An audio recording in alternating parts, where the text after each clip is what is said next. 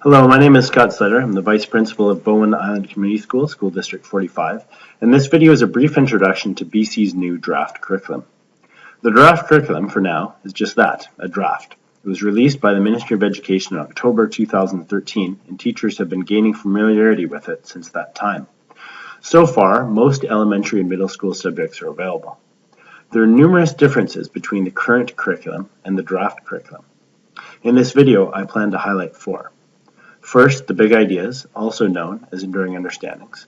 Second, the learning standards, which are most identifiable in the current curriculum as the prescribed learning outcomes related to skills, processes, and knowledge students are expected to attain for each subject for each grade. Third, the cross-curricular competencies.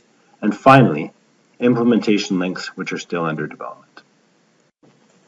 The new curriculum is organized around 4 to 6 big ideas for each subject in each grade. In some cases, the big ideas are the same or very similar across many grades. Big ideas, according to the Ministry of Education, are statements that are central to one's understanding in an area of learning. A big idea is broad and abstract. It contains 2 or more key concepts. It is generally timeless and is transferable to other situations. The big ideas allow learners to deeply understand concepts rather than try to memorize a broad array of content. Big ideas frame all of the content featured in the learning standards. In my experience, both as a teacher and learner, people do much better at retaining and applying in future learning situations their understandings of concepts, while content is often forgotten. In other words, big ideas are useful for future learning. Content often is not. Teachers and learners are unlikely to connect discrete information from subject to subject and from grade to grade. But it is possible to connect big ideas, there are only 4 to 6 per subject for each grade, to other subjects horizontally and other grades vertically. This creates an opportunity for teachers and schools to help students think holistically about a topic and in great depth. The second key area of the draft curriculum is the learning standards, and they involve 2 parts. First are the curricular competencies, the processes and skills needed to learn about a subject and developed in a subject. An example in science would be learning about key parts of the scientific method, questioning and predicting, planning and conducting experiment. This is the can part of the curriculum. In other words, students can say, I can plan and conduct an experiment that answers a question. The second part of the learning standards is the content. This is the facts and concepts to understanding topics and subjects. This is the I know part of the curriculum. For example, students will know about the respiratory system of the human body, such as why and how humans need to inhale and exhale. This discrete bit of knowledge would be anchored to 2 big ideas in the grade 5 curriculum. First, living things are comprised of cells, tissues, organs, and organ systems. And second, multicellular organisms have organ systems that enable them to survive and reproduce. The third key area of the curriculum is the cross-curricular competencies. These are not subject-specific. These are competencies we want students to develop, not just in school, but in life generally. The Ministry of Education plans to introduce a competency continua, recognizing that these competencies are core to lifelong learning and will be developed throughout a student's lifetime. There are 3 cross-curricular competencies, some or many of which are being developed in curricular studies, but also through the school's culture. The first is thinking.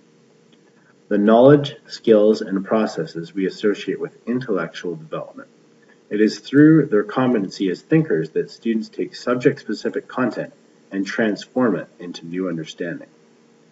This competency includes a student's ability to be a critical thinker, a creative thinker, and a reflective thinker, which is the ability for a student to understand themselves as a learner. Communication. Communication competency encompasses the set of abilities that students use to impart and exchange information, experiences, and ideas to explore the world around them, and to understand and effectively engage in the use of digital media. This competency goes beyond traditional understandings of literacy skills, reading and writing, and math skills.